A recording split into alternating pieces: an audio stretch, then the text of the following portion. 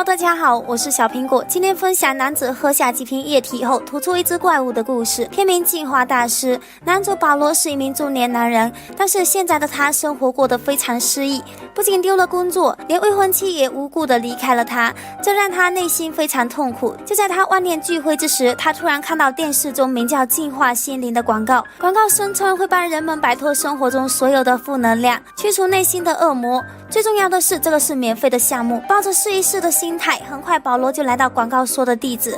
他推开门，看到这间房子已经坐满了人，很明显这些人都是要净化自己的心灵。一名卷发妹在这里成功的引起保罗的注意。没过一会儿，来了2个专业人员，他让每个人诉说内心最痛苦的事情。卷发妹首当其冲说了自己的悲催故事。原来卷发妹的老公想让她生个孩子，但是卷发妹不想生，于是2人爆发了矛盾，最后老公开枪自杀了。卷发妹对这件事情非常自责，她每天过得生不如死。保罗听完后也非常的感动，随后公司便安排了体检，然后就是各自回家等消息。刚回到家中，保罗就接到消息说体检合格了，让他收拾东西准备前往净化森林，净化负能量。此行来这里的有4个人，大个和他的女朋友保罗以及卷发妹，4个人将在这里进行为期3天的心灵净化项目。很快就来了个自称是莉莉的导师，不过出场就跟大公鸡一样吼叫着。莉莉告诉他们第一天进行的项目是排毒，她将分发给每人4瓶的排毒饮料，这期间什么东西都不能吃，只能喝这个饮料。大家听完后还以为这饮料是什么灵丹妙药，刚尝一口才知道这个饮料难喝的简直难以下咽。不过为了能驱除内心的负能量，大伙便大口大口的将饮料喝了下去。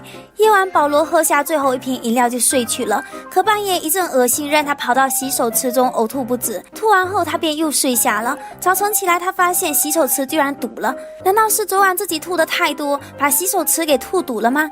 于是他拆开洗手池通道准备疏通一下，拆开后他看到原来是一只不明生物堵住了管道，这只生物浑身沾满粘液，仔细清洗一下发现这只小怪物还挺可爱，大眼睛大嘴巴还长了胸毛。其实不只是保罗吐了小怪物，其他几人也都吐了小怪物。保罗来到卷发妹的住所，看到卷发妹的小怪物是粉色的，保罗还教会卷发妹如何和小怪物相处，看起来气氛非常温馨。但是另一边的大个运气就没有这么好了，大个的女友此时脸色苍白虚弱无力，看上去像是得了重病。仔细一听才知道原来女友嫌弃饮料太难喝，剩下最后1瓶偷偷的省略掉，她根本就没有吐出怪物。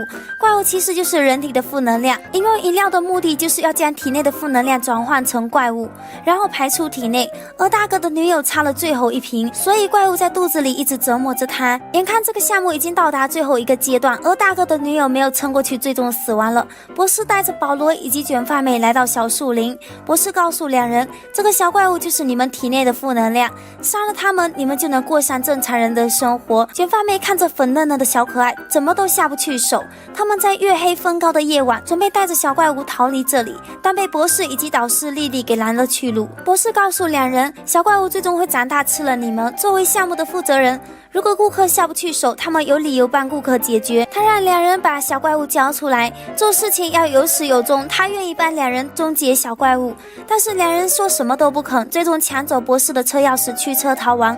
不过车还没有开远，卷发妹发现自己粉嫩嫩的小可爱居然被保罗的小怪物给吃掉了。小怪物开始攻击卷发妹，吓得卷发妹失声尖叫。保罗一紧张将车撞到了路边的大树，2人下车查看，发现此时的怪物已经不再是小可爱了，他长出2副脸庞。保罗和卷发妹当机立断，合力将怪物掐死了。怪物死后，他们就能开启崭新的人生。而保罗和卷发妹则相拥在一起。电影题材不错，其实每个人内心都有负能量，但千万不要让负能量牵动你的心。如果你有好电影可以留言给小编哦，小编会为你带来精彩的解说。好了，本期视频就到这里，想看更多精彩影片记得关注我哦。